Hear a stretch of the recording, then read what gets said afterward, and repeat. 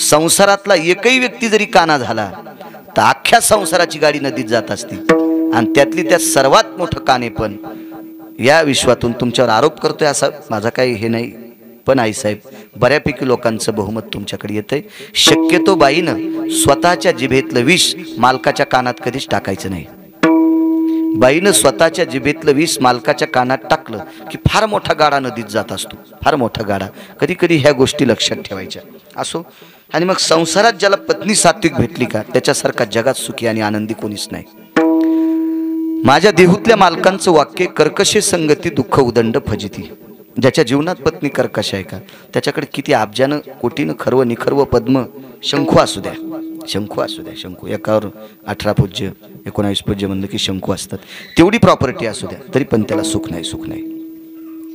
त्याच्यासाठी प्रपंचात शब्द उचलणारी पत्नी असावी, शब्द झलणारी पत्नी असावी, शब्द तुडविणारी नसावा।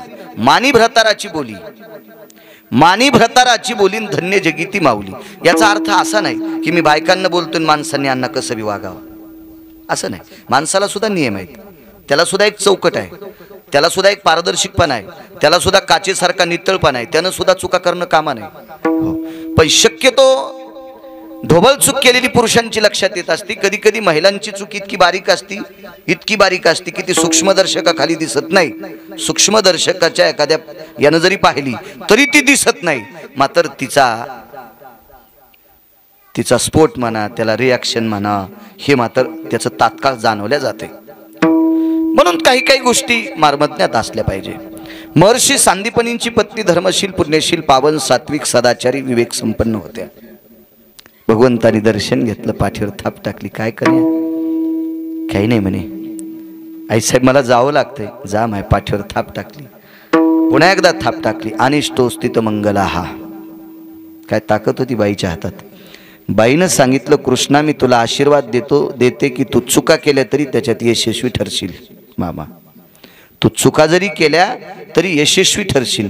देवानं चुका केल्यावर त्याच्या यशस्वीच्या स्वरूपात चुका घडत्याल, यशाच्या पायरीवर त्या चुका ठरत्याल, असा आशीर्वाद द्यायची जिच्यात ताकद आहे ती सांदीपनींची पत्नी।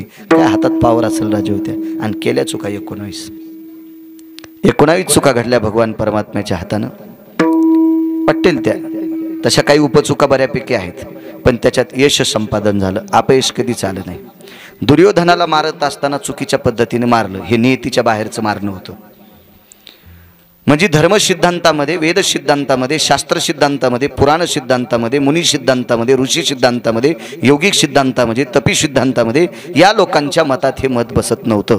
कारण दुर्योधनाला कमरेच्या खाली गदा मारणं ही युद्ध प्रणालीची नीती नाही। काम पंढरपुरातल्या मालकानं 100% चुकीचं केलं, तरी पण यशच प्राप्त झालं। बाईचा आशीर्वाद बाईचा। राग आला बलराम दादाला, दादा त्यांचे मोठे भाऊ होते, राग आला, पण दादाला कसं शांत करायचं ते तिच्या आशीर्वादावर दादा शांत झाले। चुक होते काही काही गोष्टी असो। मग ह्या सगळ्या गोष्टीचा आशीर्वाद लागतो। ती बाई इतकी अधिकारी, भगवंतानं सांगितलं, आई साहेब दक्षिणा काय देऊ। त्या बाईनं सांगितलं, कृष्णा मी अशा व्यक्तीची पत्नी आहे की ज्यांना आतापर्यंत कोणाच्या पुढे हात पसरले नाही, मी त्याची बायको आहे। तर मला एक सांगू माझ्या माईनं, तुम्ही प्रत्येक कीर्तनात ऐका, मी जास्त महिलांसाठी बोलतोय।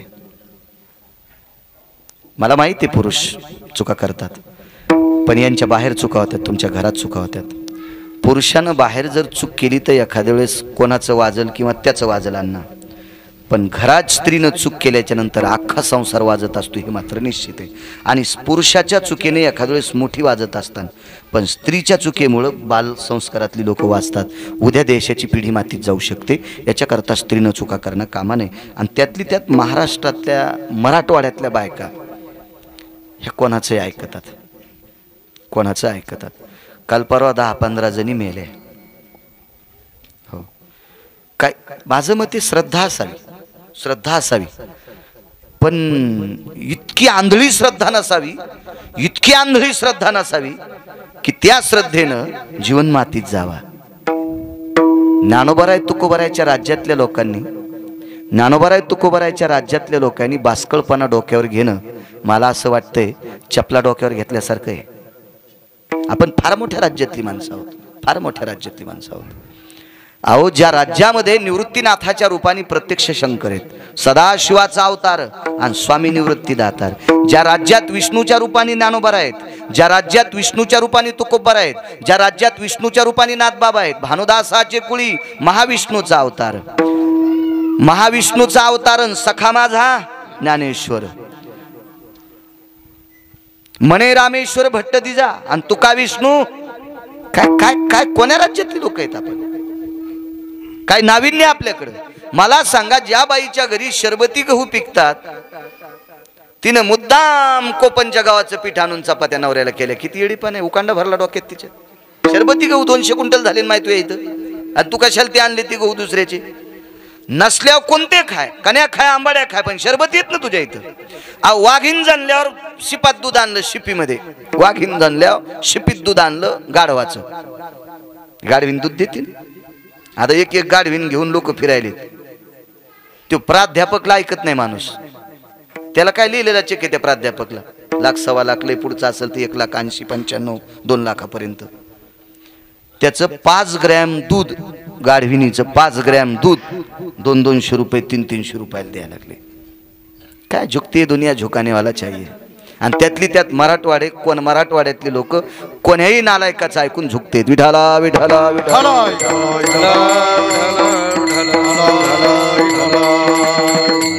वाघीन जनली हो, वाघीन जनली. मग वाघिणीचं दूध जर त्याच्यात चपाती चुरून खात असेल तर गाढविणीचं दूध कशाला प्यायचं बाय? मूर्खपणा आहे का नाही? शिविनीचं दूध खाल्ल्याच्या नंतर अण्णा शेळीचं दूध कानात टाकल्यावर ऊन राहते म्हणले. अहो शिविनीचं दूध खाल्ल्या ऊन कसं लागन? अहो तेजाबाच्या तेजाला लाजविल इतकं तेच शिवीच्या वाघिणीच्या दुधात आहे. तिथं ऊन काय करणार आहे? सूर्याचं काय करू शकते ऊन? सूर्याच्या उन्हात किती बसल्याच्या नंतर तुमचं धुपन निघन नाही. आणि तेजाबा अंगावर पडल्याव वरून टाकलं की खालून निघत. पण या तेजाबाला शीतल करण्याची ताकद ज्या दुधात आहे त्याला ऊन लागत असतं वय. काय किती महाराज मेल्यावर सुधरत्यान, किती भागवत ऐकल्यावर सुधरत्यान. मला असं वाटतंय तुम्ही न सुधरणे म्हणजे महाराज सुधरणे. जितके बिमारी वाढतील का तितकं डॉक्टराचं चलत आहे. तुमचं नाही दुखल्यावर डॉक्टरनं काय शाळा सांभाळायच्या का? तुमचं दुखणं म्हणजे डॉक्टरचं वाढणं का नाही भया? हेच हाच नियम झाला का नाही? तुम्ही वेड्यावानी करणे म्हणजे आमचं चलत आहे. आणि तुम्ही ज्या वेळेला शुद्ध होताल का त्यावेळेला म्हणताल अरे गिरगावकरला इतकंच सांगता येते, आपल्याला पुढच्या वर्गातलं येते, गिरगावकरचं कीर्तन ऐकणे नको. पण तुमचं काम झालंय चोर पंक्चर. दुकानात नेल्यावर पंक्चर गवसनं आणि संध्याकाळी गाडी उभी केल्यावर सकाळी टायर बसायले. पुन्हा हवा मारा इळभर चालायली आणि पुन्हा येताना दाखिली तर पंक्चर गवसन आणणार, सकाळी तर हवा राहील. असं बारीकसं पंक्चर आहे. इकून ऐकलं तिकडे गेलं काही मिळच नाही त्याला. त्याच्यामुळे काही सगळं आंधळी बघती आपली, आंधळी. काही सीमा नाही त्या गोष्टीला. डोळसपणा असला पाहिजे माणसाच्या वृत्तीमध्ये. काय सांगत होतो? सांदीपनींची धर्मपत्नी काय अधिकारी बाई होती, कल्पना करा. भगवान म्हणतात आईसाहेब तुम्हाला काही देऊ का? नकोय म्हणले. लक्षात ठेव, लक्ष्मीचा पती जिच्या मालकाकडे शिकतोय, लक्ष्मीचा नवरा, पती हा शब्द राहू द्या साध्या भाषेत बोलतोय, लक्ष्मीचा नवरा जिच्या मालकाकडे शिकतोय किंवा लक्ष्मीचा नवरा जिच्या नवऱ्याकडे शिकतोय, अशा नवऱ्याची मी बायको आहे. मला काय पाहिजे तुझ्याकडनं? नकोय, ये तू ये म्हटल्याच्या नंतर भगवान निघाले. पण आईसाहेब रडू लागल्या. भगवंताच्या लक्षात आलं गुरुदेवांनी मागितलं नाही याच्याकरता आईसाहेब मागत नाहीत, पण आईसाहेबाला काहीतरी मागायचंय, पण आपलं नाव जाईल याच्याकरता त्या मागत नव्हते. कधी कधी प्रतिष्ठेचा प्रश्न असतो. हो,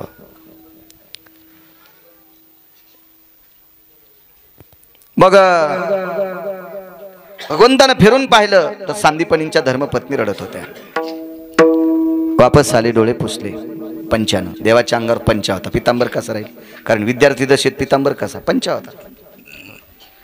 त्या पंचाने सांदीपनींच्या धर्मपत्नीचे डोळे पुसले. आईसाहेब, कारण आईपेक्षा जास्त मोठं प्रेम केलं राजे हो. 2 वेळेला जेवण द्यायच्या, देवानेही सेवा केली. तेव्हा सेवेशिवाय जगात सुरेश भाऊ काही भेटत नसते, करावं लागते त्यासाठी. एखादा व्यक्ती एखाद्या सत्तेवर आरूढ होत असेल त्याला 2 कारणं असतात. एक त्याचं प्रारब्ध असते आणि दुसरी त्याची सेवा असते. मग एक तर प्रारब्ध घेऊन यावं, अन्यथा आपली सेवा चांगली असावी. बसा महाराज, घ्या घ्या. उभे राहा.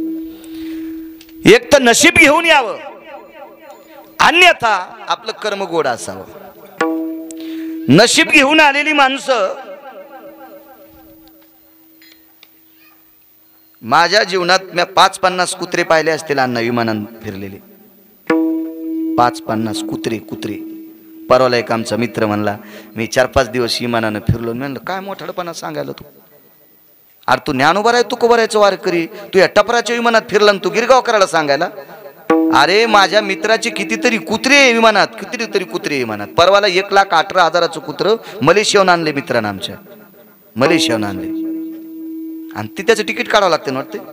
कुठलाही जीव तसा आणता येत नसतो बिना पैशाचा. मग विचार करा बरं, किती नशिबान कुत्रा असेल ते. आणि 92 एकर जमीन कमिली त्या आमच्या मित्राच्या वडिलांना. त्यानं विमान चित्रात पण पाहिलं नाही, आणि त्याच्या पोरानं कुत्र मलेशियातून भारतात विमानात आणलं. मग सांगा 92 एकर कमिणारा नशिबवान का त्याच्या पोरानं आणलेलं कुत्र नशिबवान? प्रारब्ध घेऊन यायचो. प्रारब्ध सर्वात मोठं आहे ना. नशीब लय मोठं आहे सुरेश भाऊ. नशिबासारखं जगात कुठलंच मोठं नाही. ललाटीचे लिहिले न पुशे काही केले, अन्नमान धन हे तो प्रारब्ध आधीन. तुम्हाला एक सांगतो, एकदा बैल जोड घेतला मी, नादेश शेतीचा बैल जोड घेतला. चांगला जोड होता, मस्त जोरदार जोड होता. पैसे गिशे भरपूर दिले होते बी जवळ कीर्तनाचे. माणसानं खरं सांगावं आहे का नाही, होते पण अन्न भरपूर. इतका जोड चांगला, इतका जोड चांगला. पण एक बैल जरा पाय फिरून टाकायचा. एक पाय त्याचा कधी मधी फिरायचा, नेमकं कापसाचं झाड पायाखाली जायचं. अरे म्हणलं हे कामाचं नाही. तो काढून टाकला, दुसरा घेतला. अख्खं गाव बैल पाहायला आलतं. म्हणजे ज्याला बैल कळते ते, हो, ज्यांना बैल कळते ते. बैल येत नसते, वाक्य कळालं? ज्याला बैल कळते ते बैल पाहायला येत असते, बैल येत नसते. हो, मग आले बैल चांगले, बैल चांगले, बैल चांगले. आमच्या घरातली एक म्हणली, काय बैल येत, काय बैल नशिबवान आहेत, महाराजाच्या घरी आलेत. अर म्हणले शब्द वापस घेतो, तू चोंबळ्या का पाहण्याला. हे बैल नशिबवान नाहीत, आपल्या देवाला सोडलेले बैल नशिबवान आहेत. हे जरी मी घेतले असतील तर टाकलं तवा खातेत, वैरण टाकली तवा खातेत. देवाला सोडलेले डांभ्यातले कंस आणतात. कोणते बैल नशिबवान? देवाला सोडलेले कठाळे बैल जरी असतील तरी नशिबान आहेत ना ते. कोणाच्या मकात जाऊ शकतात, कोणाच्या आकड्याची कंस खाऊ शकतात अण्णा. ते नशिबान आहेत, नशिबान. हे प्रारब्ध आहे ना, प्रारब्ध आहे, नशीब आहे. याच्यापेक्षा जगात दुसरं कोणी मोठं नाही. तुम्हाला एक सांगू का, एका देशाचा फार मोठा कारभार चालणाऱ्या माणसाचा, अद्यावत आता जो कारभार चालणारा माणूस आहे, त्याचं जर मी पोरगा असतो तर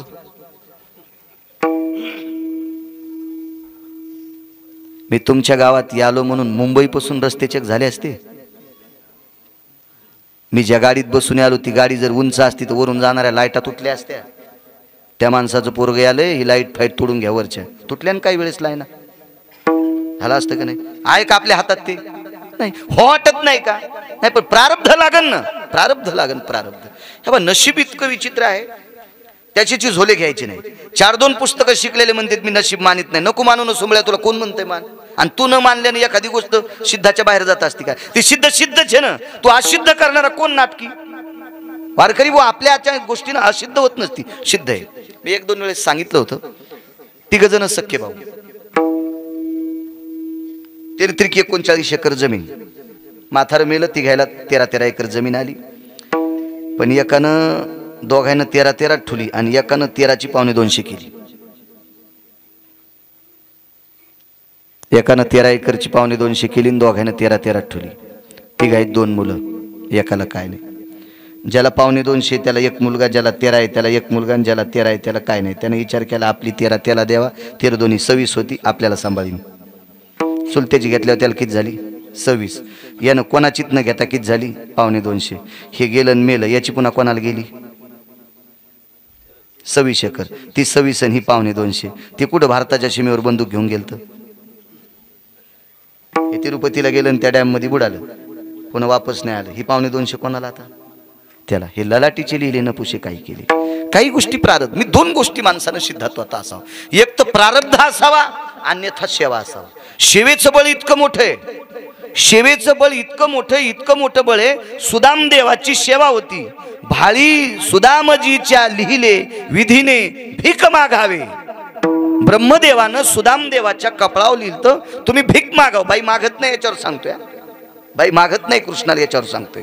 हो, भाळी सुदामजीच्या लिहिले विधीने भीक मागावे, पण कर्म इतकं गोड झालं, विधी लिखिता ते मोडून लिहिले प्रभूने भीक न मागावे. मालकानं लिहिलं, गोविंदराव आता तू भीक नाही मागायचं, भीक नाही मागायचं, भीक नाही मागायचं. गाव सोन्याचा दिला, गाव सोन्याचा. का? कर्म चांगलं होतं. आणि ज्याचं कर्म गोड आहे का त्याला भेटत असतात. कल्पना करा, अर्जुनातला आणि एकलव्यातला कर्माचा फरक सांगतो. अर्जुन हे प्रारब्ध घेऊन क्षत्रियाच्या कुळात आला, मागचं पुण्य क्षत्रियाच्या कुळात आला. अर्जुन हे प्रारब्ध घेऊन द्रोणाचार्यांचा शिष्य झाला. अन्न प्रारब्ध आहे, प्रारब्ध आहे. अर्जुन हा प्रारब्ध घेऊन पंढरपुरातल्या मालकाचा मेवना झाला. सुभद्रा त्याची बहिणी मालकाची मेवना झाला. किती मोठं प्रारब्ध असेल. आणि एकलव्याचं प्रारब्ध खोटं लाहोर चित्र सशे धरणाऱ्याच्या कुळात जन्माला आला. पण अर्जुनानं जिवंत द्रोणाचार्याची साधना केली आणि त्यानं मातीच्या द्रोणाचार्याची साधना केली. पण शेवा इतकी घडली, अर्जुनाचा नंबर 3रा नाही, एकलव्याचा नंबर 3रा आहे. अर्जुन कोणाच्या आधीत नाही, कोणाच्या आधीत नाही. काय श्रेष्ठ इथं? कर्म. मग एक तर माणसानं काम चांगलं करावा, अन्यथा नशीब घेऊन यावा, आणि नशीब घेऊन आल्यावर काम चांगलं करावं. माझं मत आहे, प्रारब्धानं एखाद्या वेळेस जरी बैल झालो तर टायमाला वैरण टाकणाऱ्याच्या दारात व्हा, नाही तर आपण बैल हो आणि ऊसाच्या गाडीचा हो. मग ऊसाच्या गाडीचा बैल झाल्यावर किती मस्त हानते ते तर तुम्हाला सांगायची गरज नाही. तुमच्या परिसरात कॅनल हे असल्यामुळं ऊसगीचं तुम्हाला माहिती आहे. आणि किती बैल मस्त कणतेत चालताना हे पण तुम्हाला ज्ञान आहे त्याचं. प्रारब्ध. चला, त्या बाईनं सांगितलं, कृष्णा लक्षात ठेव, मी महर्षी सांदीपनींची पत्नी, मला काही नको. पण रडत होत्या. वापस आले, स्वतःच्या पंचाचा कोपरा बाजूला केला आणि महर्षी सांदीपनींच्या पत्नीचे डोळे पुसले. आईसाहेब रडतात. हो म्हणे, तू चालला. आईसाहेब मी येत जाईन ना पुन्हा पुन्हा. तो प्रश्न नाही रे बाळा, तू ज्या वेळेला आम्ही आठवण करू त्यावेळेला येशील, त्याबद्दल दुमत नाही. पण पंचायत या गोष्टीची, माझा मुलगा काही दिवसापूर्वी समुद्र स्नान करत असताना मृत्यू पावला. समुद्र स्नान करत असताना माझा मुलगा ज्या वेळेला मृत्यू पावला त्यावेळेला मला दुःख याच्याकरता झालं नाही, कारण मी तुला पाहत होते. तुला बघितल्याच्या नंतर मला तो दिसत होता, पण आता तू गेल्याच्या नंतर मी त्याला कोणात पाहू याची चिंता पवार मामा. भगवंतानं सांगितलं, आईसाहेब परत करू का? कोण माय पोरग नको मानणारी? कोण अशी बाई आहे की जिला मुलगा नको वाटतोय? अशा 28 स्त्रिया आहेत बरं का, त्यांना पोरग नको वाटत होतं, नको वाटत होतं. धुंदुककारी नावाचं पोरग माईला नको वाटलं, धुंदुलीला नको वाटलं, नको वाटलं, नको वाटलं. त्याच्यातली एकच सांगतो, पुन्हा कधी गेल्या एखादी सांगू, एवढी लक्षात ठेवली तरी बस झालं. योग असा आला, भगवान शिवजींना आमंत्रित केलं आणि मग हे सगळं पुण्य एकवटल्याच्या नंतर परत केला मुलगा. मृतपुत्र जीवविला, सांदीपनींचा पुत्र पुन्हा परत आणून दिला. पुण्य होतं, सात्विकता होती, कर्म होतं.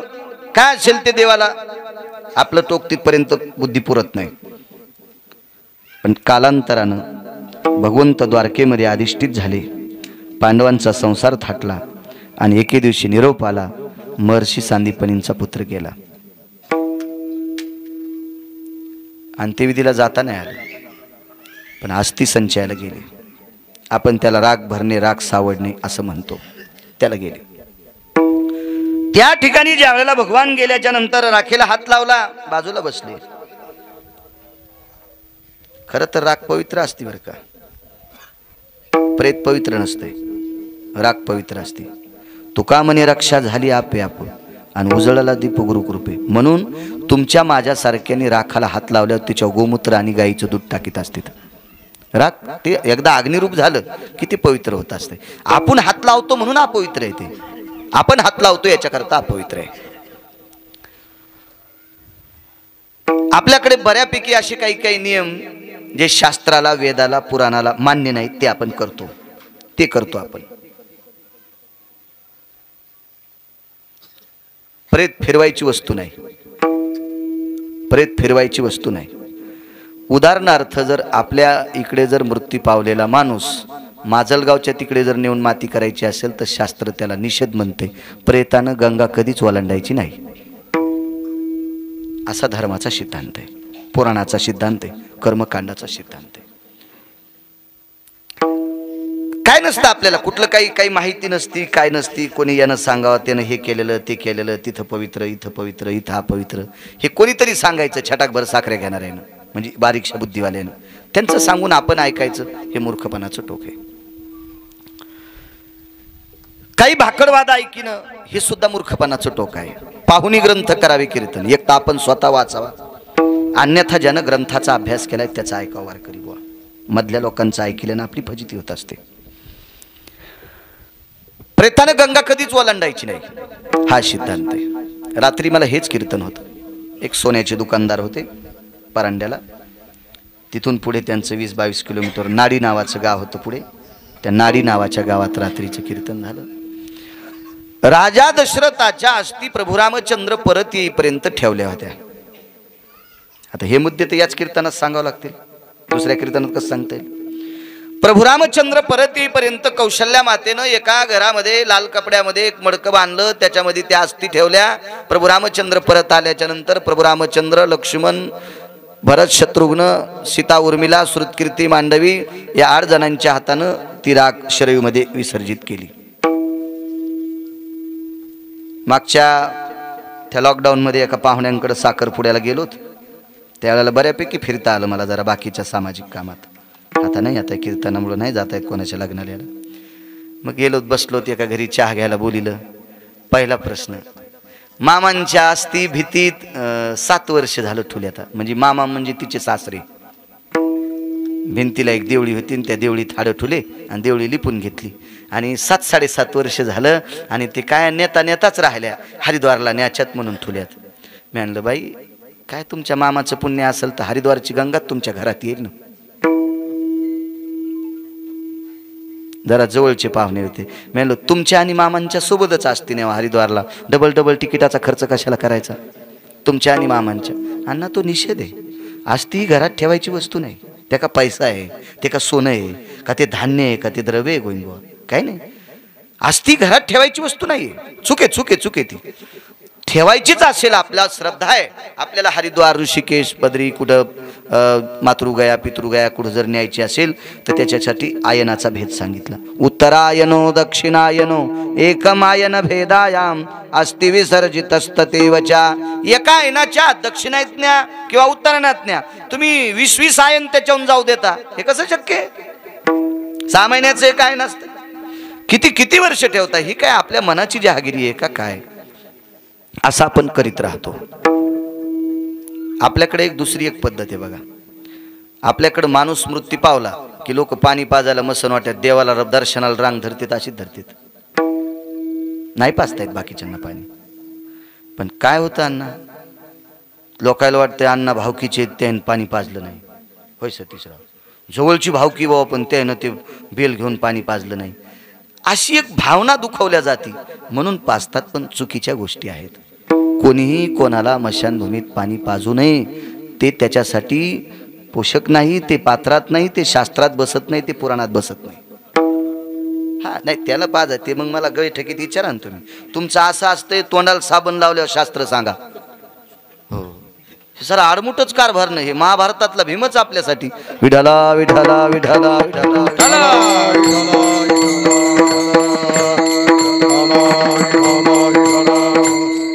खिशा देन बाळू महाराज तुमच्या, केव्हा फोन लावून विचारायचं काय ताण आहे त्याला? हे काय ऋषिकेश हरिद्वारचा आहे का कुठलं दुसऱ्या राज्यातला आहे? आणि जरी पाजायचं असेल, माझं मते एकदम नियम मोडणं वारकरी बुवा सोपं पडत नाही. पाजायचंच ना पाणी तर आपल्यापेक्षा ज्येष्ठ माणूस गेला त्याला पाजायचं. 70-75 वर्षाच्या 20-25 वर्षाच्या माणसाला 80 वर्षाच्या माणसानं ते हातात बेल घेऊन पाणी पाजणं मूर्खपणाचं टोकेन. ते उलटी प्रक्रिया आहे ना, ती निषेध प्रक्रिया आहे ना, ती शास्त्राच्या चौकटीत बसत नाही ना. ती आपण सुरू करतो काही सुरू करतो, काय विषय नसतो त्याला. एक दुसरा सिद्धांत सांगतो. आपल्या भारतीय संस्कृतीमध्ये, हिंदू संस्कृतीमध्ये अंत्यविधी करत असताना डोक्याला कपडा नसावा. मुस्लिम समाजाचा आपल्या विरुद्ध. मुस्लिम समाजामध्ये डोक्याला कपडा बांधल्याशिवाय अंत्यविधी करता येत नाही, ही त्यांच्या धर्माची प्रणाली आहे. आणि आपल्याकडे आता मला फेटा असेल मी बगलात घ्यायचा, टोपी असेल खिशात ठेवायची, भडागणी देताना फक्त भडागणी देताना ते छातीवर ठेवतात ना पिंडी, त्यावेळेला आपलं डोकं उघडा असावा असा आपला धर्माचा सिद्धांत सांगतो. काय नसतं कोणाला. सरपण टाकणारी पण टोप्या काढीत नाहीत, ते रचणारे असतात का ते पण नाही. ह्या ताना पाण्यात यायच्या इकून टाक तिकून टाक, असं कर तसं कर. जसं यांची PhD झालेली आहे सरण रचण्यात, इतक्या जोरात बोलतात ते, इतक्या जोरात. त्यांना काही सोयर सुतक नसते ना, ते ह्या आवाक्याचा वाक्य बोलतात, पार पार पार पार बोलतात. वा, असं वाटतंय सगळं झाल्यावर त्या प्रेताच्या बाजूला याला पण झोपवावं. इतके नालायक कोणी बोलतात, काय काय अमानुष बोलतात, ऐका वाटत नाही त्या बडव्यांचं. मूर्खपणा असतो त्यांच्याकडे ते. पण काय तिथं कोणाचं चलत नसतं ना, ती मशान शांतता असते ना, ती तिथं काय चालत नसतं कोणाचं, काही बोलतात बडवे. नियमाची प्रणाली असावा. चला, मुलगा परत आणून दिला, तो पुन्हा मृत्यू पावला. त्याच्या अस्थि संचयाला जगाचे मालक केले. अस्थि सावडायला, अस्थि सावडणं हा विधी कशा करता, हा एक मुद्दा आहे. सर्वांच्या साक्षीनं पवित्र गंगेत अस्थि विसर्जित केल्या, याला एक अस्थि संचयाचा प्रभेद आहे. त्या टाकायच्या, त्या गंगेत विसर्जित करायच्या. कारण गंगा ही पवित्र आहे. गंगा पापम शचितापम कल्पतरु दैन्यस्तदा, पापशालन करते ती गंगा असते, म्हणून गंगेमध्ये अस्थि विसर्जित करतात. गंगेमध्ये ती क्षमता आहे. अजून लक्षात घ्या, ढालेगावला आपल्या प्रांतातल्या कितीतरी अब्जानं लोकांची अस्थि पडल्या असतील, पण तुम्हाला पावसाळा गेला की एका करडीच्या एका भागा इतके, करडीचे 2 भाग होते ना, करडीच्या एका भागा इतकी अस्थि तुम्हाला गोदावरीच्या पात्रात सापडणार नाही. का? अस्थि सामावून घेण्याची ताकद गंगेत आहे. अस्थि सामावून घेण्याची ताकद गंगेत आहे. याला विज्ञान पण डोकं लाईत असेल, विज्ञानवादी लोक सुद्धा डोकं लाईत असतील. याती क्षमस्व अस्थि ही जाये, यात गंगोदक भयो हो विरस्तो वात्सल्य जायते क्षमस्व प्राणास्ति. हा गंगा ही अस्थीला इतकं क्षमस्व करते, इतकं क्षमस्व करते की स्वतःच्या अवदानातला स्वीकारून घेते आणि अस्थि जलमय होऊन जातात. इतकी मोठी, म्हणून गंगेत अस्थि विसर्जित करायची असतात. आपल्याकडे पुन्हा एक नियम असतो. जे गाडग्यात पाणी तापवलं होतं ना शेवटची आंघोळ घालायला, आज हेच सांगतो 2-4 गोष्टी. त्या गाडग्या खालची एक गौरीचा ढेपसा माती करून आल्या पाणीत भरून ठेवते आणि तिथं ते ठेवते. त्याच्यातली थोडीशी राख कपाळाला लावते. त्याचं कारण सांगू? शुद्धो येती भस्म लेपनश्य जायते. गाईचं शेण जाळल्याच्या नंतर जे भस्म तयार होतं का, त्या भस्माची ताकद जगात कुठलंच भस्म करू शकत नाही. इतकं ते भस्म श्रेष्ठ असते. म्हणून शिवजींना अर्पण करायला एक तर चिताभस्म असावा, मेलेल्या माणसाची राख असावी एक, अन्यथा गाईचं शेण जमिनीवर पडू द्यायचं नाही. शेण पडत असताना हातावर झेलायचं आणि पात्रात वाळवायचं त्याचे गोळे करून, आणि ते गोळे पात्रातच जाळायचे. धरणीचा जमिनीचा स्पर्श न होता जाळलेले गोळे ते भस्म भगवान शिवजीला 10 क्विंटल सोनं अर्पण केल्याचं पुण्य प्राप्त होते. आणि ते भस्म गाईचं असते, ती गौरी असते. आता त्या तोलाचं जरी नसेल तर त्याच्या तत्वात असते. आणि म्हणून ते राखुंड कपाळाला लावायचं असतं. कपाळाला चक्षुया अस्ति तेषु घ्राणमेवचः श्रवणेंद्रियाः आननपुटा सुष्मी भय जायते. ती राख तितकी जागा शुद्ध करत असती. कारण प्रेत जाळून आल्याच्या नंतर दूषित वारं आपल्या अंगावर येत असते, ते धूर येते, दूषित येते. माणूस मेल्याच्या नंतर ज्या पेशी विषारी बनतात, ते जीवाणू कीटक घातक ठरत असतात. म्हणून तर काही काही आजार झाल्यावर डॉक्टर बांधून देत होते, आता घरी गेल्यावर सोडू नका. हे फक्त कोरोनाचंच नाही, याच्या आधी पण अशा पद्धती होत्या. तुम्ही लवकर या प्रेताची विल्हेवाट लावा असं अधिकारी डॉक्टर सांगत होते. की आता उगराडापडी करू नका, चांबाळाचोंबळी करू नका, घरी आंघोळ घालू नका, 5 मिनिटं ठेवा, लगेच स्मशानभूमीत न्या, असं सांगते डॉक्टर. म्हणजे हे शरीर दुःखाचं कोठार आहे, रोगाचं भांडार आहे. याच्यातला प्राण गेला रे गेला की याचं रूपांतर अत्यंत घाणेरड्या याच्यात होत असते. म्हणून ते याची विल्हेवाट लावित असतात. योग असा आला म्हणून ती गौरी लावत असतात. तुम्हाला एक माहिती आहे, वास्तुशांती केल्याच्या नंतर 11 प्रकारच्या वनस्पती असतात, 11 प्रकारच्या. त्याच्यापैकी गौरी, गाईची रांशिनी गौरी लागत असते. घरातल्या सगळ्या वस्तूचं सूक्ष्मीकरण करण्याची ताकद गौरीत आहे. बसा, एवढी मोठी शक्ती. म्हणून ती गौरी माणसाच्या प्रेताच्या वेळेला सागाच्या लाकडाचा जाळ करता आला नसता का? गॅस नसता का दारीत होता आला? स्टोन असता का दारीत होता आला? गौरीच का लागती? मुंबईला सुद्धा गौऱ्याच, दिल्लीला सुद्धा गौऱ्याच असत्या काय एखाद्या कॉलनीत म्हशी असत्या काय एखाद्या कॉलनीत गाई, पण त्या इकत पाचका होत नाही, पण गौऱ्या घेणार आणि त्याच्यावरच ते पाणी गरम करणार. कारण त्या गौरीच्या धुरामध्ये जी ताकद आहे ती गावरान तूप अग्नीत टाकल्याच्या नंतर ताकद भेटते का त्या धुरात? म्हणून आपण आगारी भरण्याची पद्धती जेवताना आपण जेवतो ना, जेवायला बसल्याच्या नंतर विस्तव घेतात, त्याच्यावर थोडेसे बंधे तांदूळ टाकतात शिजलेले नाही, आणि मग त्याच्यावर गुळ टाकतात, साखर नाही. आता नसल्यावर ते काय मग दगडापेक्षा इटकर मऊ, म्हणून साखर घ्यायची. ते चालत असते, तुम्ही आम्ही लावलेले टिपणं आहेत ते आपलं ते हे. आणि मग त्याच्यावर ते नागिनीचा पान असं कधी कधी चुरगाळायचं, पण ते पितृपंधरवाड्यात असते, एरवी नाही. आणि मग ते तूप टाकायचं, आणि त्याचं जे धूर आहे का, म्हणजे आपण दूषित घेतलेला वायू त्या धुरानं शुद्ध होत असतो, आणि मग मनमोकळेपणानं जेवायचं, जठराग्नी तृप्त होत असतो. ही त्या धुरात ताकद आहे. म्हणून दारात ज्या 2-4 गौऱ्या पेटवल्या जातात का, सगळी दुःखाच्या सावधात काहुरलेली लोक असतात. कधी कधी कोणी आता अंत्यविधीला जायचं म्हणजे आंघोळ कशाला करील, आलेला असतो. प्रत्येकाच्या जवळ जाणं, एकमेकाच्या श्वासानं यानं त्यानं हातस्पर्शानं नाना प्रकारच्या गोष्टीनं विशुद्धता असती. आणि त्या धुरात एवढी ताकद आहे गाईच्या गौरीच्या, एवढी ताकद आहे की ते तितक्या लोकांना सुष्मी. तुम्ही अजून मी लक्षात घ्या, होळी किती गौऱ्याची असती पेटवा, आणि 5च गौऱ्या मड्याच्या पुढे पेटवा, त्याचा वास वेगळा आणि याचा वास वेगळा. कधी बी तुम्ही याच्यानंतर कधी डोक्यात आणायचं तासा, मग तुम्हाला कळण गिरगावकर काय सांगत होता. येथे प्रेता संस्कार हे वैशान्य रोस्त तेवाच्या गोमुधज्जा येते तत्रहा यज्जा येते होलिका ती प्रिया. 50 पोते गौऱ्या होळीला टाका, त्याचा धूर वेगळा, आणि 5च गौऱ्या प्रेताच्या समोर त्या दारात पेटवा, त्याच्या धुराचा जो सुगंध असतोय त्याचा तो वेगळा. ते काय नाविन्य असेल, त्याच्यात काय असेल, मी काय तो तितक्या पुढे पोचलेला व्यक्ती नाही. मी सामान्य तुमच्यातला एक थोडेसे 4-2 पुस्तकं वाचणारा, तुमच्या समोर बसून प्रवचन कीर्तन सांगणारा व्यक्ती. मी काय फार असा तत्वज्ञानी नाही. विठाला विठाला विठाला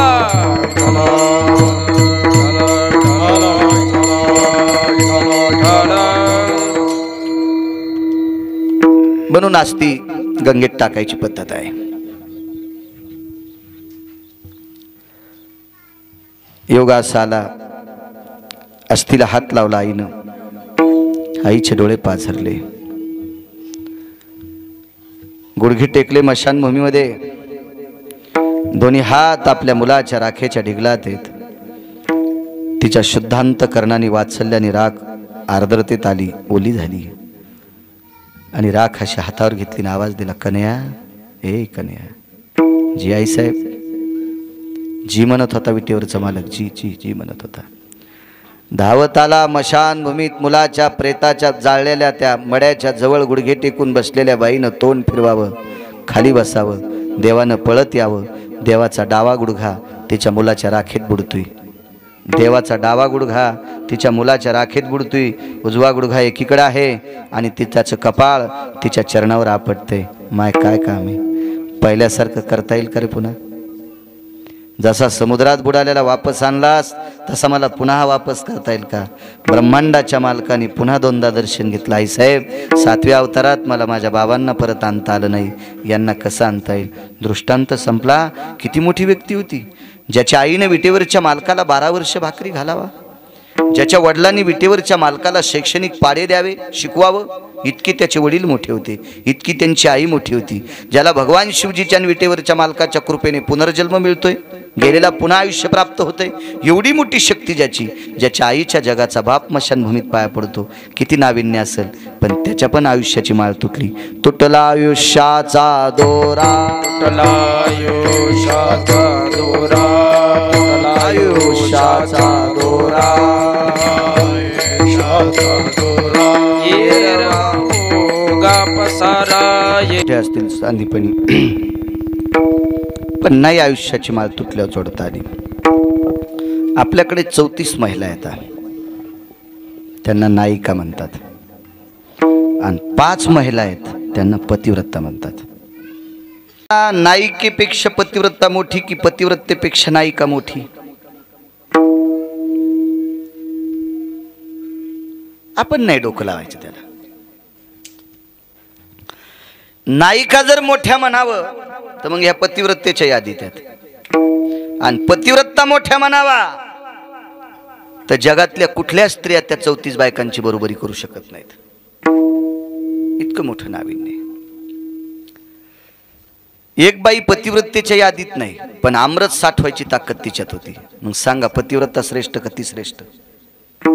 देवाला नाही अमृत धरता आलं, गरुडाला नाही अमृत धरता आलं, कदरूला अमृत प्राप्त झालं नाही धरता आलं, गरुडाला दोनदा मिळालं नाही धरता आलं, बळीला प्राप्त झालं नाही धरता आलं, देवायला मिळालं, मोहिनीला पाहत राहिले. खोटी बाई होती ना, वरून बो आत, वरून बाई नातून बोआ. मोहिनी काय खरा बोआ होता का? पंढरपुरातला मालक मोहिनी झालता, वरून बाई होता ना आतून बोआ होता. तरी ब्रह्मदेवासारखा माणूस त्याच्याकडे बघून पाकळतोय. किती किती विचित्रपणा आहे, किती विचित्रपणा आहे. अशी 43 देव त्या रूपाला बघून भळभळले. अमृत होतं त्यांना प्यायला, पिता आलं का? ते तिलाच पाहत राहिले. तरी देवानं सांगितलं, ऐका रे ऐका, मी खोटी बाई आहे, आतून बोआ आहे.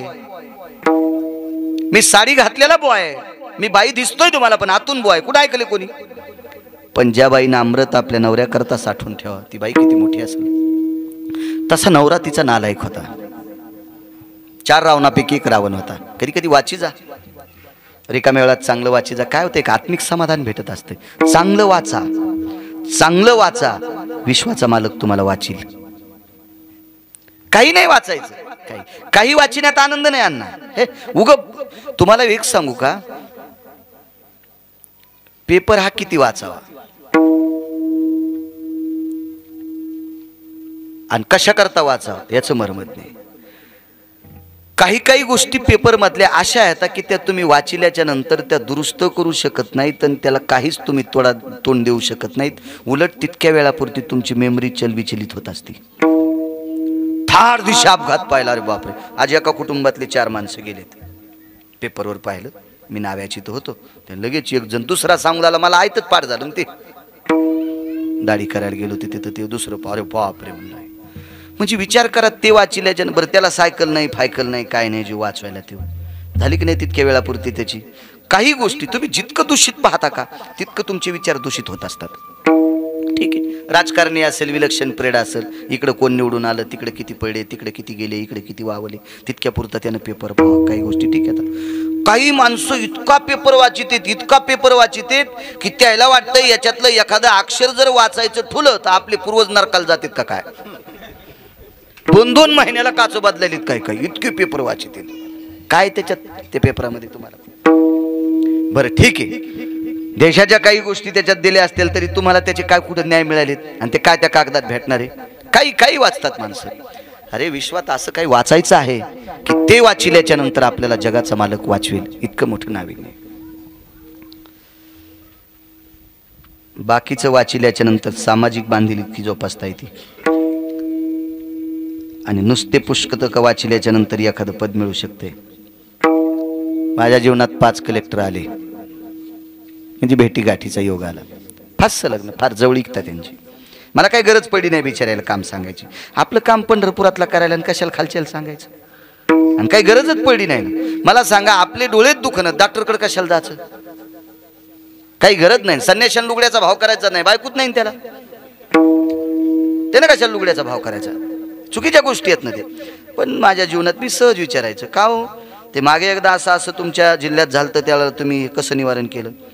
ते म्हणले, महाराज मी दिल्लीला क्लास केले आणि दिल्लीला क्लास केल्याच्या नंतर कलेक्टरची परीक्षा पास झालो. पण एवढी जनावरं अतिवृष्टीत वाहून गेले, ते आमच्या पाठात शिकलं नव्हतं. ते मला तिथला ग्रामसेवक, तिथला तलाठी, जिल्हा परिषदचे काही लोक, काही या सगळ्या लोकांची मीटिंग लावली. मग त्यानं सांगितलं, हे कोणी खेड्यात शिकलेलं, कोणी वड्याचं पाणी पेलेलं, कोणी कुठं शिकलेलं, त्याला त्यांनी त्या आपत्तीवर निवारण करण्याची ताकद त्याच्यात होती. फक्त शिक्कामोर्तब आमचं. दिल्लीला क्लास करून शिकलेलं त्याला इकडे प्रापंचिक बांधील की काय कळणार आहेत खालच्या, त्याला काय लक्षात येणार आहे? त्याला कलेक्टर असेल, मी वाईट म्हणतो असा विषय नाही, पण त्याला बाकीचं काय कळणार बाया? काय कळू शकतं त्याला?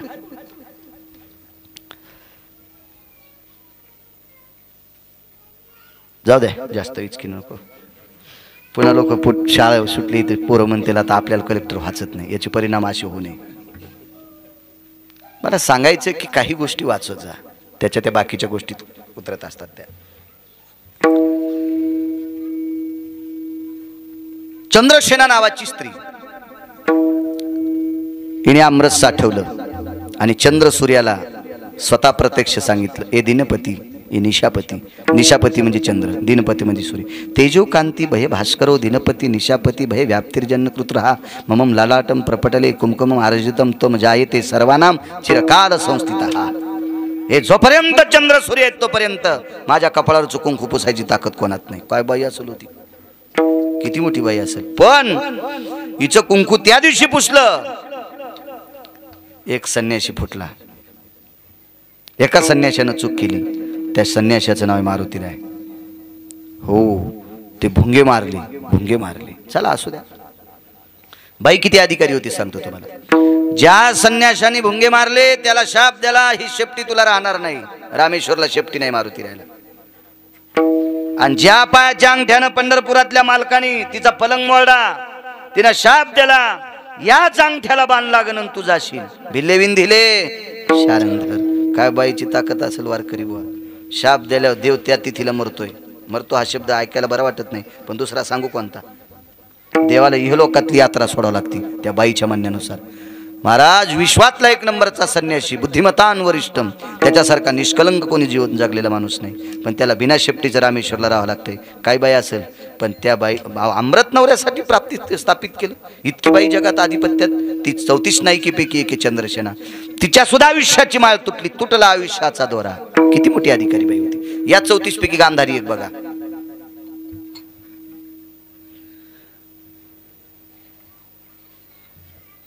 लोपामुद्रा एक बघा. रेणुका एक बघा. कोणाची पत्नी रेणुका? जमदग्नीची पत्नी रेणुका. काय ताकद त्या बाईत. स्नानाला गेल्याच्या नंतर ती तांब्यात पाणी आणत नव्हती. स्नान आटपलं, गंगेच्या पात्रात पहाटेच्या सूर्योदयाच्या अगोदर स्नान करायचं, अंधारात पातळ नेसायचं, दुसरं पातळ पिळायचं, खांद्यावर टाकायचं आणि नेसलेल्या पदराचा वटी पदर पाण्यात घालायचा आणि वटीत पाणी आणायचं. वटीत पाणी आणायचं आणि त्या पाण्यानं मालकाचे पाय धुवायचे. असेल का ताकद कोणाची? 34 नायकीपैकी ती एक येते. एवढी मोठी शक्ती. अण्णा तितक्यानं नाही. ब्रह्मांडाचा मालक तिचा मुलगा परशुराम म्हणून जन्माला येतोय. तुमच्याकडे मंदिर आहे तिचं, तिथेच भागवत केलं तर मी. या 3 तिघीची यादी सांगतो, आपल्या वेळेस संपवतो, कारण एक दुःखद घटना एखाद्याला माहीत नसेल सांगतोय. पहाटे मला वाटतं एक दुःखद घटना घडली. वयोवृद्ध तपोवृद्ध गुरुजी होते, शिक्षक होते. वृद्धापकालाने त्यांची इहलोकातली यात्रा संपली. दक्षिणेच्या मालकाचा निरोप आला. इहलोकातली यात्रा त्यांना सोडावं लागले. त्यांच्या अंत्यविधीचा टाईम 1:30 दिलेला आहे. आपण त्या वेळात सोडलं म्हणजे सगळ्यांना तिकडेही जाता येईल. एकमेकाच्या दुःखात माणसानं 2 दारी गेलं पाहिजे, एक मरणादारी आणि तोरणादारी. 2 गोष्टी पुण्य साकारातल्या असतात. मृत्यूला शेवटचा निरोप द्यायला जावा, हृदयानं हृदयाची लिंता मानावी आणि लग्नाच्या ठिकाणी अक्षता टाकण्यासाठी जावं. आता जावं म्हणून आमच्या धर्मसिद्धांतात एक त्याची वर्णी आली. अंत्यविधीला गेलेला माणूस तिकून आंघोळ करून आला तर 14 काशीची आंघोळी केल्याचं पुण्य प्राप्त होतं. मी पहिल्यांदा 4च सांगायचो, हे पुन्हा नंतर वाचला एक पुरावा. अंत्यविधीला मातीला गेल्याच्या नंतर तिकूनच जर वाटात नदी असेल, आंघोळ करून वल्या कपड्यानं जर घरी आला आणि घरी येऊन एकदा पुन्हा आंघोळ केली तर काशीच्या 14 आंघोळी केल्याचं पुण्य प्राप्त होते. लग्नाला गेल्यावर 100 लग्न लावल्यावर तिथले न जेवता जर लावले तर 4 धाम केल्याचं पुण्य प्राप्त होतं. पण उद्यापासून खाचात नाहीत नुकती. हा हो, मग ते काय कुठं म्हशीच्या कोयठ्यात टाकायचा का काय टाकायचं, असं काय काय असतात काय गोष्टी. हे शास्त्रानं सांगितलं कशा करता माहिती का अण्णा? तुम्ही एकत्रित जा. माणसं एकत्रित येण्याची साधनं ती आहेत. लग्नात एकत्रित जा, एकमेकाच्या आड्यागाड्या दूर करा, प्रेमानं जा. आणि अरे किती आड्यागाड्या असत्या, निदान मेल्यावर तरी जवळ जा. हे सांगण्यासाठी साधू संतांनी नियम लावलेले आहेत. ते बाई जात राहिल्या, बऱ्याच ठिकाणी प्रेत टेकण्यात आलं. शेवटचा मुक्काम झाला राणी सावरगावला, एक मुक्काम झाला औरंगाबाद जिल्ह्यात गोलटगावला. असे 19 मुक्काम झाले. बाकीचे मुक्काम लक्षात घ्या, मला सगळे सांगता येतात. तुम्ही म्हणता तुला पाठ नाही, मग बाकीचे काऊन सांगा ना. तुम्ही बी लक्षात ठेवत जा, किंवा दुसरा महाराज आला विचारायचं त्याला. कारण तुम्ही जितके हुशार होताल का तितके आमचे लोक वाचित राहतील. तुम्ही नाही हुशारी केली की मग आमचं चलत यालाची बेलाला आणि शिमग्याच्या तेलाला चलत राहतं. काय तर आहे की नाही सुरेश भाऊ? ते तुम्ही हुशार व्हायचं. अहो तुम्ही इतके हुशार झाले पाहिजे की आमच्या बोलताना कष्टातून घाम निघला पाहिजे. अरे बाप रे, आता काय सांगावं लोकांच्या पुढे असं वाटलं पाहिजे. परशुराम नावाच्या मुलाला सांगितलं, बाळा मला आवडेल तिथे अंत्यविधी कर. आवडला माहूरचा डोंगर, तिथं अंत्यविधी कर. बाळा एक नियम आहे माझा, मला भडाग्नी दिल्याच्या नंतर मी 3 हाका मारीन. 3 हाका मारल्याच्या नंतर तू पाठीमागं बघायचं. भडाग्नी दिला की गाडगं फोडतात. कुळनाम रूपाशी दिली तिळांजुळी, शरीर ज्याचे त्याशी समर्पिले. फिरविला घट फोडीला चरणी, महावाक्य ध्वनी बोंब झाली. देहूतल्या मालकांचं वाक्य. म्हणून गाडगं फोडण्याची पद्धत आहे. बरं तोंडावर उलटी मुठ का मारतात याचंही शास्त्र आहे. किती किती सांगायचं पण पुन्हा कधी बघू. पहिला आवाज आला परशुराम. आईनं सांगितलं होतं मागं पाहायचं नाही, पण दुसरा आवाज कोमल आला. परशुराम कोमल आवाज आला. आई हाक मारते. मागं फिरून पाहिलं, इतकंच प्रेटवरी आलतं. म्हणून विश्वात तितक्यात डोक्याची पूजा आहे. रेणुकेच्या पूर्ण शरीराची पूजा नाही, फक्त तांदळाचीच पूजा आहे. काय ताकद असेल त्याच्या पाठीमागे रेणुका पुराणातला सिद्धांत आहे. ती 34 नायकीपैकी एक माऊली. चंद्रसेना रेणुका 2. चला, महर्षी अगस्तींची धर्मपत्नी किती मोठी बाई. रावणानं पाठवलेली काही राक्षस, त्रिशरा, खर, दूषण, ही 14 अशी कितीतरी राक्षस आलती. त्याच्यातला एक नालायक राक्षस सागरात जाऊन लपला. घरी आले सांगितलं, मुद्रा, कधी लोपा म्हणायचे कधी मुद्रा म्हणायचे. हे लोपा मुद्रा. जी मालक. ते मूर्ख राक्षस समुद्रात लपलंय ग, काय करावं काय करावं काय करावं. वैकुंठवासी माधव महाराज मगर सांगायचे, दारुरकर शास्त्री सांगायचे, डोंगरोजी महाराज सांगायचे.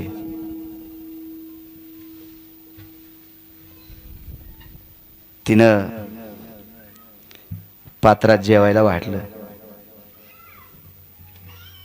तेजो भयस्थितो ललाटम प्रपटले आरजीवो भास्करो दिनकरो सकला स्थिततेजायाम पती परमेश्वराय नमः.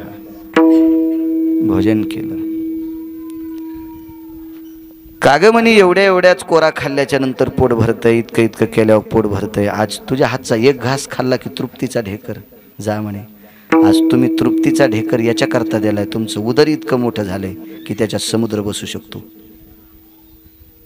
त्याचे 4 श्लोक आले पुढे. तो पुढचा विषय कधी योग आला तर पुन्हा सांगेल. सगळं कसं सांगता येईल. जमीन 300 एकर, बैल 2, अण्णा कशी पाळी होईल. आणि मग सागराच्या तीरावर गेले. एकाच म्हणे माझा पिता जायाने प्राशीला. एका खोटाच समुद्र पेला. एवढं उदर होण्याची ताकद कोणाची ताकद आहे? बायकोची. पंढरपुरातल्या मालकाला ठराविक नालायक मारायचे होते, पण ते नालायक पंढरपुरातल्या मालकाच्या हाताने मरत नव्हते. याचं एकमेव कारण होतं त्यांच्या बायका अधिकारी होत्या. चंद्रसेना अधिकारी होती म्हणून ते मरत नव्हतं. मारुतीरायला जावं लागलं. वृंदा अधिकारी होती म्हणून जालिंदर मरत नव्हता. मंदोदरी अधिकारी होती म्हणून रावण मरत नव्हता. रावणाला मारण्यासाठी त्याचा भाऊ फोडावा लागला. त्याच्या बहिणीच्या मनात नालायक विचार आणावं लागले. शास्त्र आहे. तुम्हाला एक सांगू, कौरव मरत नव्हते राजे हो. कौरव मरत नव्हते. कौरव मारण्यासाठी सगळ्यात मोठा पापी व्यक्ती बोलवला त्यांचा मामा. फार मोठा. सांगतो पुढचा मुद्दा एक पुन्हा आठवत नाही मला. भीमाला सांगितलं, दादा दुर्योधन समोर आला की गदा हाना. अशी गदाच फिरवायचा भीम. कर कर कर कर कर कर सोडायचा. देवान म्हणायचं थांब उद्या, थांब थांब उद्या. असं करता करता 10-12 दिवस गेले. भीमानं सांगितलं, देवा आज गदा असा अन्साट्यात आला, नेम धरलाय, एका ठोक्यात मांडी उडीणार. तुम्ही थांब म्हणता, उद्या म्हणता, आणि उद्या असं नेम धरला की परवा म्हणता. नेमकं काय? अरे बाबा मी का तुझ्या विरोधातला आहे का काय? गाडीत तू याच बसवून प्रचार तू आज करायला. गाडीत तू ह्या बसून प्रचार दुसऱ्याचा करीन मी. असं नाही मग काम. मी तुझ्याच गाडीत बसलो तुझा तुमच्या हिताचं काम करतोय ना. मी सांगतो त्यावेळेला मारणं. आणि मग सांगितलं आता गदा मार. आणि गदा मारल्याबरोबर दुर्योधन खाली पडला. संध्याकाळी विचारलं, इतक्या दिवस का नाही मारू दिली? कारण दुर्योधन त्याच दिवशी चुकला होता, त्या दिवशी आईचं दर्शन घेऊन आला नव्हता. ज्या ज्या दिवशी दुर्योधन आईचं दर्शन घेऊन आला त्या दिवशी दुर्योधनाच्या भोवताल आईच्या कर्तव्याचं पातिव्रत्य मातेच्या सत्वशिलाचं तेज भोवताल फिरत होतं. भीमा, गदा तर तू कधीच फुटली असती, पण हातही निष्ठून गेला असता. इतकं पतिव्रतेचं तेज आहे. पण आज नालायक दुर्योधन आईच्या पाया पडून आला नाही म्हणून तुझ्या गदेचा प्रहार केलाय. दुर्योधना मारिली गदा. हो, मग गदा इतकी ताकद होती गांधारीची. भीमाचं पंढरपुरातल्या बालकाचं चालत नव्हतं त्याच्यावर, एवढी अफाट शक्ती होती, अफाट शक्ती पतिव्रतेची. एक मुद्दा सांगतो तुम्हाला. वनामध्ये धृतराष्ट्र आणि गांधारी आहेत कौरव मृत्यू पावल्याच्या नंतर. तुटला आयुष्याचा दोरा सांगतोय. वनात गांधारी आणि धृतराष्ट्र.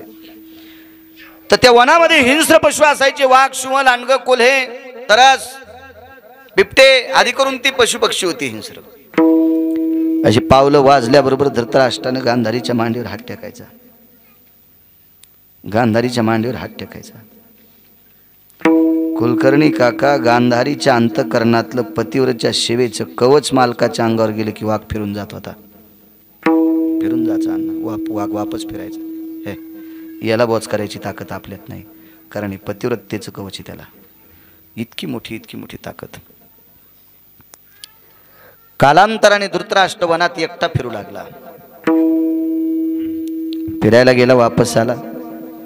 अंध होता तो, चापून चापून फिरायचा. विचारलं पत्नीने, वापस का आलात? गांधारी,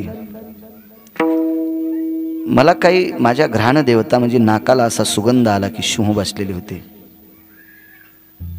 सुगंध आला. गांधारीनं सांगितलं, मालक, विश्वातला एकही हिंस्र पशु नाही की ते तुम्हाला बोचकारू शकेल किंवा चावू शकेल. ही कोणात ताकद नाही. 15-10 मिनिटात आपण आठवू. ते तुम्हाला बोचकारू शकत नाही. तर प्राण्याची भाषा कळणाऱ्या एका व्यक्तीने विचारलं. प्राण्याची भाषा कळणारा एक व्यक्ती होता, त्याचं नाव होतं अश्वपती नावाचा राजा. हा दशरथ राजाचा सासरा होता. हा कैकेयीचे वडील होता, हा अश्वपती. त्याच्यानंतर प्राण्याची भाषा कळणारे काही साबरी विद्येतले लोक होते. ते साबरी विद्येतले लोक नवनाथांच्या नाथ परंपरेत येत असतात. साबरी विद्येची लोक नाथ परंपरेत येत असतात. त्याच्यापैकी महाभारतामध्ये तनाश्व नावाचा एक गंधर्व होता. तो शापामुळे खाली आलता आणि या गंधर्वाला प्राण्याची भाषा कळत होती. त्यानं पाहिलं, हा धृतराष्ट्र एकटाय भोवताल 5-25 सिंहाचा मेळे तरी बोच करीत नाही. किमक्कोति हा दंता भयत्वी यत हिंस्राति जायते पशुयाम अंधायति सर्व पुरुषानाम विस्तृतोति जायते. किमा काय भाषा आहे गोड, काय नाविन्य असेल त्या शब्दात. अरे काय दात आहेत तुमचे. तेजो दिवाकर भया. अरे तुम्ही जांभळी दिल्याच्या नंतर सूर्याचं तेज कमी होते. असले शिव होते ते. अरे पौर्णिमेच्या दिवशी तुम्ही जर ललकार खेळायला लागले तर चंद्र ढगात जाड जातोय. इतके बिबट्याचे जात तेजस्वी आहेत. तुम्ही याला का बोच करीत नाहीत? तर काही प्राण्यांनी सांगितलं, इतका पापी, इतका पापी, इतका पापी, इतका पापी, याला बोच करून आम्हाला पाप घ्यायचं नाही. हे एका पुराणाचा सिद्धांत आहे बरं का, याला काय खरं मानायचं नाही. पण काही प्राण्यांची अशी भाषा झाली त्या कर्णवाला, अरे अखंड पत्नीचं तेज याच्या भोवताल फिरते, आमचे नख याच्या पुढे काहीच नाहीत. इतकी बाई 34 नायकी पैकी एक, एवढी श्रेष्ठ बाई. वनात एके दिवशी बसले. पुढचा विषय सांगायची गरज नाही पण सांगतोय. गांधारी इकून बसली, पलीकडून धृतराष्ट्र बसले आणि पावला असे टप टप टप वाजत होते. पावला खाली पानं चुरा होत होत्या, काड्या चुरा होत होत्या, पाचोळा चुरा होत होता. असं वाटत होतं 2-4 सिंह आलेत का काय. गांधारीनं पटकन हात उचलला आणि धृतराष्ट्राच्या मांडीवर टेकला. तिला वाटलं यांना झोप लागली का नाही, आता सिंह जवळ आले, यांना बोच करतो. गांधारीचा हात मांडीवरला काढा आणि खाली टेकला. गांधारीने विचारलं, प्राणनाथा जी? जी कसं म्हणेल नवरा? प्राणनाथा, हो ग काय? तुमच्या मांडीवर मी हात ठेवला, तुम्ही बाजूला केला, तुम्हाला शिवाची भीती नाही. शिव मला मारून पाप प्रदान करणार नाही. आणि आता आलेला शिव नाही गांधारी, कोण असेल? इथे येण्यासाठी एकच व्यक्ती भाऊक आहे. देव मला दुरावलाय, तो येऊ शकत नाही. माझ्या पुतण्यांना मी त्रास दिला, ते येऊ शकत नाहीत. इथे येणारा एकच आहे, तो फक्त आहे इदूर. इदूर हा वाक्य ऐकत होता आणि धृतराष्ट्राच्या पायावर डोकं ठेवलं. दादा वनाथेस? होय म्हणले. वहिनी साहेबांच्या पायावर डोकं ठेवलं. धृतराष्ट्राने कडकडाटून मिठी मारली विदुराला. मागचा पुढच्या जन्माचा प्रसंग विचारला. चला असो. त्या वनामध्ये आपल्या मालकाला कवच देणारी 34 नायिकेपैकी गांधारी होती. गांधारीनं दुर्योधनाचा पुन्हा दुर्योधन तयार केलता. राखेचा दुर्योधन केला. उजव्या हातावर ठेवला. कृष्णा, एक लक्षात ठेव, माझ्या 100 कार्ट्यांनी तुम्हाला पांडवांना त्रास दिलाय. 100ला 100 मेले, त्याच्यातला एवढा जिवंत कर, उद्या धर्माच्या डोक्यावर छत्र धरील. धर्म जर बाहेरगावी गेला तर धर्माच्या पादुका सिंहासनावर ठेवील आणि त्याच्या पादुकावर छत्र धरील. याला जिवंत कर. पण पंढरपुरातला मालक लय हुशार होता. त्यानं 2 नंबरच्या राजकारण्याकडे तोंड केलं. त्याचं नाव होतं इदूर काका. इदूर काकांनी सांगितलं नको, पुन्हा महाभारत सुरू होईल. काका हुशार होते. राजकारणात काका इतकं राजकारण कोणालाच कळालं नाही. कृष्णाला कळालं नाही. तसे कृष्ण 1 नंबरचे. मोठ्या माणसाला 1 नंबर द्यावाच लागतो, तो जगाचा मालक आहे ना. पण राजकारणातला 1 नंबरचा व्यक्ती विदुर काका होते. कारण कुठलंही राजकारणाचं सूत्र विचारायला भगवान कृष्ण परमात्मा विदुराकडे जायचे होते. उगा आपण लावतो चल विदुरा घर जावे, त्याचंच काम होतं. त्याच्या कामाकरता जात होता ते विदुरा करता. ते मग राजकारणाच्या चौकटी विचारित होता. आणि 5वा डॉन रयतेचा राजा छत्रपती शिवाजी महाराज. 5 मिनिटात सांगतो. परवाला शिवजयंती झाली. आज काय ते कीर्तन नाही, पण कीर्तन आहे ना, त्या निमित्ताने एका चांगल्या राजाचं 2 मिनिटात वर्णन करतो. माझ्या श्रीमंत श्री तुकोबरायाचं मत होतं, जाई हो तू माते नकरी साया सामी विष्णुदास तैसे नको. परस्त्रीला माय म्हणणारी तुकोबराय. परस्त्रीला माय म्हणणारी तुकोबराय. ज्या ज्या स्त्रियांनी त्या प्रांतातले प्रांतीय राजे भ्रष्ट करून टाकले, अशा स्त्रीनं स्नान करून तुकोबरायची श्रोता व्हावी, इतकी दृष्टी तुकोबरायची गोड होती. एक सांगू तुम्हाला, एक स्त्री तुकोबरायचे शिष्य होते निळोबराय. आणि निळोबरायचा विरोध करणारी त्या काळातली गंगाबाई नावाची नृत्यांगना होती. तिने कुलकर्णी काका एका लय श्रीमंत माणसाला मातीत घातलं. त्याला कांदा आणि भाकर भेटली नाही. शेवटच्या टप्प्यात 250 मशाली सोन्याच्या होत्या. अण्णा एक मशाल 2.5 किलोची. 1.25 किलो गावरान तूप लागत होतं. 250 गुणिले 1.25 किलो रोजचं तूप महालात तितकं जळत होतं. म्हशी किती असतील, गाई किती असतील. शेवटच्या टप्प्यात कांदा नाही भेटला. तिचं नाव होतं गंगाबाई नावाची नृत्य सम्राज्ञी. आणि ह्या बाईनं निळोबरायचं चिंतन ऐकल्याच्या नंतर तुटी मोकळी करावं, स्नान करावं, निळोबरायची श्रोता बनावी. काय ताकद असेल या लोकांची. आणि ही परंपरा ऐकणारे छत्रपती शिवाजी महाराज. अरे काळ्या रात्री चमकत होतं जिच्या रूपाचं उन, अशी देखणी होती एका मुस्लिमाची सुन. अरे तिला पाहुनी आई म्हणाला राजा तो शिलवान, आनंदाने नांदत होती हिंदू मुसलमान, आनंदाने नांदत होती हिंदू मुसलमान. आपल्याला एवढंच बघायचं. काळ्या रात्री, अमावस्याच्या रात्री जिच्या अंगाचा लख प्रकाश पडत होता, अमावस्याच्या रात्री जिच्या अंगाचा लख प्रकाश पडत होता, ती विरोधकाची बाई होती. तिला जर नजर कैदीत नुसतं ठेवलं असतं तर 2 किल्ले मिळाले असते. 2 किल्ले म्हणजे 450 गावाची जहागिरी. 450 गाव ताबेत, 2 किल्ले म्हणजे. आणि नुसतं तिला नजर कैदेत ठेवायचं. पण तिला पाहुणी आई म्हणाला, तिला पाहुणी आई म्हणाला राजा तो शिलवान.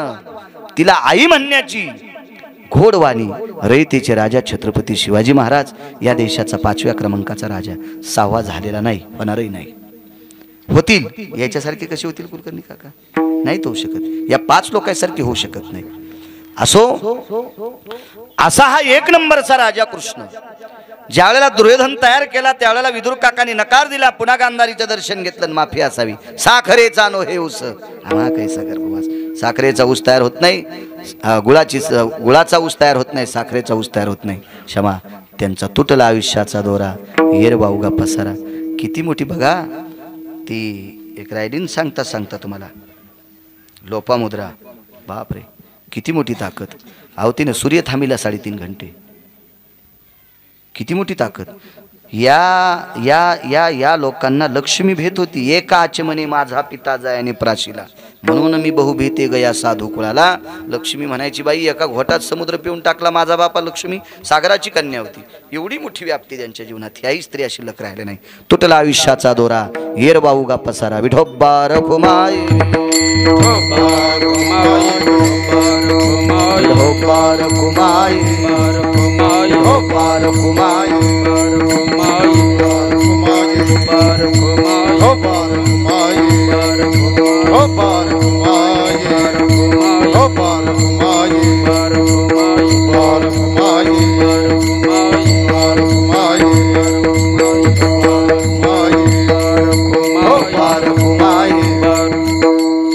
वैकुंठवासी